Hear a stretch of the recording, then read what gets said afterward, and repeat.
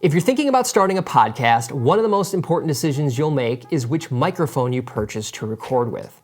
Now, this can oftentimes also be stressful because there's lots of products on the market and you may be unsure of which microphone you need for your show.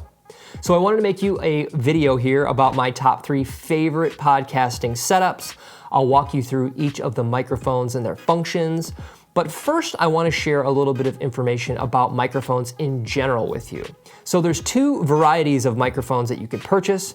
There's dynamic microphones and condenser microphones. Now, dynamic microphones are typically a less sensitive microphone, meaning that if there's ambient noise or street noise or dogs barking down the street, it's less likely that your microphone's gonna also pick that up.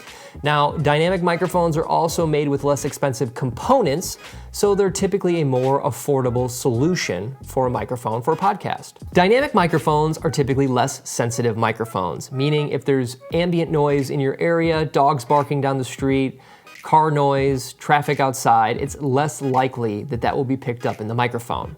Now, dynamic microphones are also made with less expensive components, so they make for a more affordable podcasting mic solution. Dynamic mics also don't require any additional power. You may hear the term phantom power, so they don't require any additional power to be used, which is great. And they're also built to almost military spec qualities, meaning you could toss it in a bag, accidentally drop it, and you're not gonna damage your investment. A condenser microphone is a more sensitive microphone, which is great because you get a very high fidelity quality signal that's very crisp and detailed. But it also means things like ambient noise may also be picked up. Now, condenser mics are typically a little more expensive because of the components inside them, and it will require phantom power, so you'll need some type of power source for that microphone, maybe a mixer or a preamp. So now that we know the difference between dynamic and condenser mics, this will help us choose the right mic for us. You're gonna wanna think about the environment you're recording in. If you're recording in a room that's maybe high ceilings and hardwood floors and has a little bit of echo, you're gonna wanna consider a dynamic microphone, something that's less sensitive. Now, if you have access to a room that has a little bit of soundproofing and low reverberation, you'll wanna lean on the condenser microphone. So I hope that helps understand the difference between dynamic and condenser mics and make your decision on which you should choose for your podcast. So let's take a look at some podcast setups. I'm gonna show you 3 different setups that I like and use for podcasting. And the first microphone I'm gonna show you is the Audio-Technica ATR 2100 USB. Let's take a look. This is the Audio-Technica ATR 2100 USB. And right out of the box, you're gonna get the microphone, a mic clip, and the microphone stand. This microphone also features an easily accessible on-off switch that is located on the front of the microphone.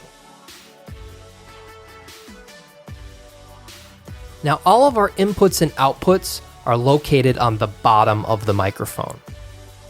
Now, we have an XLR output, and you could use this in case you wanted to go to something like an external mixer. We have a headphone output that allows you to monitor in real time.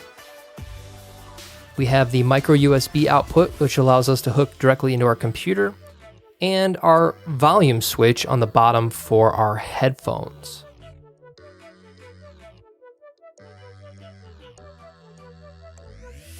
All right, so I love that Audio-Technica 2100 USB. It's a great dynamic microphone, great for unforgiving environments, and very affordable.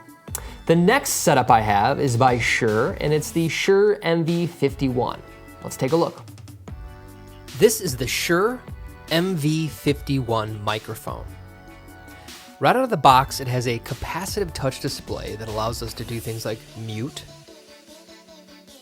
adjust our headphone volume using the volume slider,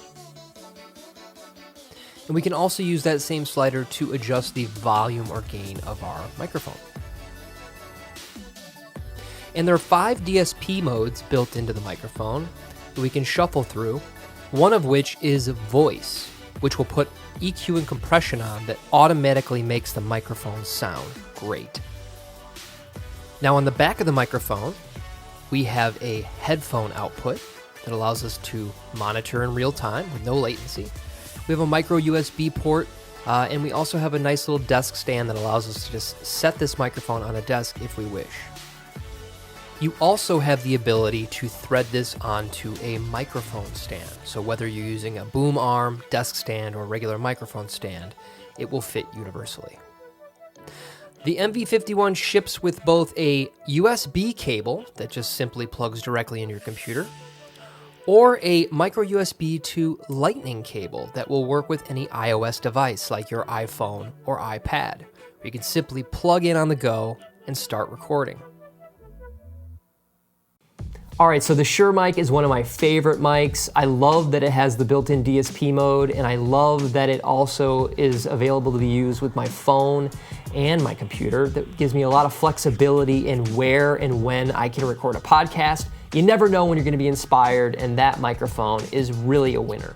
So the Audio-Technica and Shure mic are great mics for solo casters or people who are just going to interview people online, but you may wanna interview people in person. You may have multiple hosts, so you're gonna need an option for that. So the next setup I have is the Zoom H5N Pro and 2 Shure PGA58 microphones. Let's take a look. This is our multiple host solution. We have 2 Shure PGA58 microphones. Right out of the box, they're gonna come with the microphone and the mic clip, but you would need to purchase the stand separately. We also have the Zoom H5N Pro recorder. And then of course we have to connect those using an XLR cable. This is what an XLR connection looks like. So you'd need 2 of those cables. Now let's take a look at the side of the Zoom. We have the power button, which also doubles as a hold button to make sure that when you put that on, that no settings can be changed, which is really helpful. We also have the ability to turn the volume up on our headphone jack.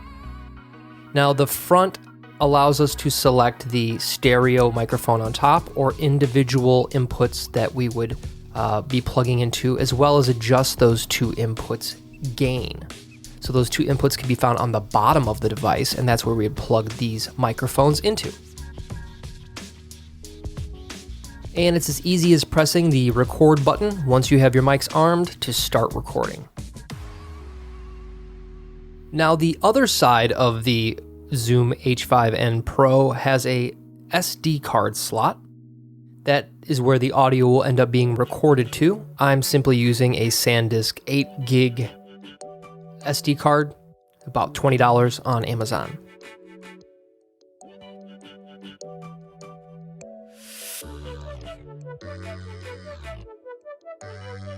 So like I said, in order to set this up, you'd simply take your XLR cable, plug it into the back of your microphone, and then take the other end and plug it into an input.